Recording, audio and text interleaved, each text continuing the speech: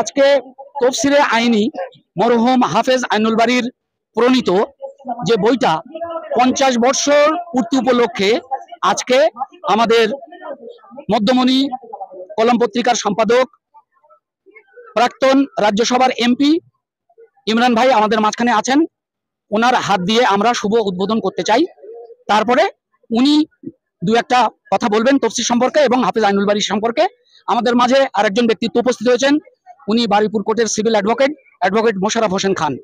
আমরাও তার কাছ থেকে 2-1 মিনিট শুনবো আইনুল বারী সাহেব সম্পর্কে। 1984 সালে এই বইটি হাফেজ আইনুল বারী, মরহুম হাফেজ আইনুল বারী উনি এই তফসিরটা করেন, উনি শুরু করেছিলেন এবং এইটা আজকে 50 বছর পূর্তি উপলক্ষে ইমরান ভাইয়ের হাত দিয়ে আমরা এই বইটা শুভ প্রকাশনা আবার আমরা করছি। আমার খুব ভালো লাগছে। তার দুই পুত্র, একজন হচ্ছেন খায়রুল আর ফজলুল বারী, তারা এখানে উপস্থিত আছেন এবং আইনুল বারী সাহেবের একজন ভক্ত ইমদাদুল সাহেব, তিনি আমার পাশে রয়েছেন। তো খুব খুশি লাগছে যে তার তাফসীর গ্রন্থের শেষার্ধ মানে শেষ খণ্ড, তাই তো আজকে পাবলিশ হলো নতুন করে। তো হাফেজ আইনুল বারী সম্বন্ধে এটুকু বলবো, তার মতো জ্ঞানী আলেম এবং অধ্যাপক প্রফেসর খুব কমই দেখতে পাওয়া যায়। তিনি সবসময় আলিয়া মাদ্রাসার যে পরীক্ষা তাতে ফার্স্ট হয়েছেন এবং তিনি সেই সময় যখন খুব বেশি প্রকাশনী ছিল না এবং মুসলিমদের অবস্থা খুব খারাপ ছিল, তখন আহলে হাদিস পত্রিকা বের করতেন এবং সেই পত্রিকার মাধ্যমে মানুষ অনেক কিছু জানতে পারত, ইসলাম সম্পর্কে, নবী সম্পর্কে, শরীয়ত সম্পর্কে।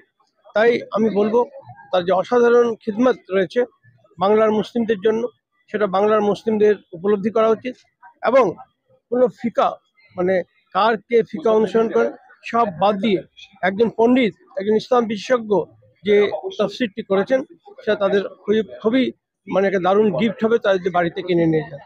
আরও ভালো হচ্ছে যে অনেকে আরবি জানেন না, তো তার জন্য আরবি উচ্চারণ দেওয়া হয়েছে, তার মানে দেওয়া হয়েছে, তার তাফসীর দেওয়া হয়েছে।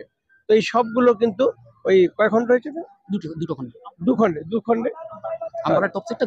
খণ্ডে।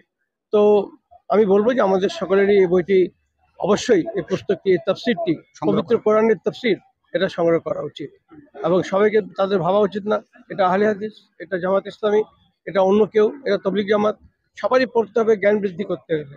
তার তফসিরটা একটা অনন্য তফসির। আমি আজকে মরহুম শাহ আইনুল বারী সাহেবের উপর, হাফেজ সাহেব, তিনি হাফেজও ছিলেন, আমি শ্রদ্ধা নিবেদন করছি। আল্লাহর কাছে প্রার্থনা করি আল্লাহ যেন তাকে জান্নাত নসিব করেন, তার গুনাহ মাফ করেন এবং তার পুত্রদের উপর যেন ইসলামিক চেতনা যেটা আছে তাদের মধ্যে সেটা বরকরার রাখেন। আজকে খুব আনন্দর একটা বিষয় যে এরকম একটা 47তম বইমেলার প্রাঙ্গণে আমরা দাঁড়িয়ে আছি এবং যে পুস্তকটি আজকে উন্মোচন করা হয়েছে, যার লেখা যে পুস্তকটি, তিনি একটা ভীষণ বড় মাপের পণ্ডিত মানুষ ছিলেন ইসলামিক জগতে, বিশেষ করে পশ্চিমবাংলা তথা বাংলার পক্ষ থেকে যিনি প্রতিনিধিত্ব করেছেন সুদূর ভারতবর্ষ তথা বিশ্বের বিভিন্ন দেশে।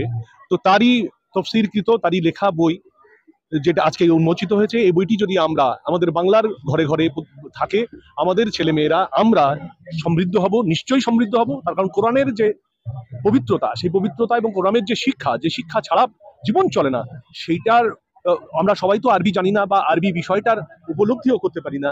সে কারণে আমরা আমাদের মাতৃভাষায় যে অনুদিত অংশটি এবং তার ব্যাখ্যা সহ যে বইটি আইনুল বারী সাহেব করেছেন, শ্রদ্ধেয় বারী সাহেব করেছেন, সেটা আমরা পাচ্ছি আমাদের বাড়িতে, প্রত্যেকের বাড়িতে একটা করে রাখা উচিত। আইনুল বারী সম্পর্কে একটি দুটি কথা না বললে পরে খুব কম বলা হয়। ভদ্রলোকের সঙ্গে আমার প্রত্যক্ষভাবে যোগাযোগ ছিল, দেখা হয়েছে, যদিও কম, কিন্তু দেখা হয়েছে। সেই এবং অত্যন্ত বিনয়ী, ভদ্র, নম্র একজন পণ্ডিত মানুষ, তার সঙ্গে দেখা হয়েছে, খুব গৌরবের কথা। তবে এটা দুঃখের কথা যে এরকম একটি মানুষ, এরকম একটি পণ্ডিত মানুষ আমাদের মধ্য থেকে চলে যাওয়াতে আমরা তথা বাংলার মানুষ ভীষণভাবে ক্ষতিগ্রস্ত হয়েছি।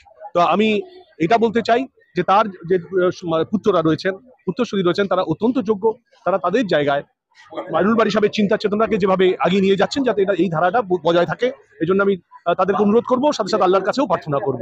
সাথে সাথে আমি আল্লাহ পাকের কাছে এই প্রার্থনা করব যে প্রফেসর আইনুল বারী সাহেব যেন বেহেশতের সর্বোচ্চ স্থানে তাকে অধিষ্ঠিত করা হয়। এই প্রার্থনা করেই আজকে সকলের ভালো হোক, এই প্রার্থনা করে আমি শেষ করছি।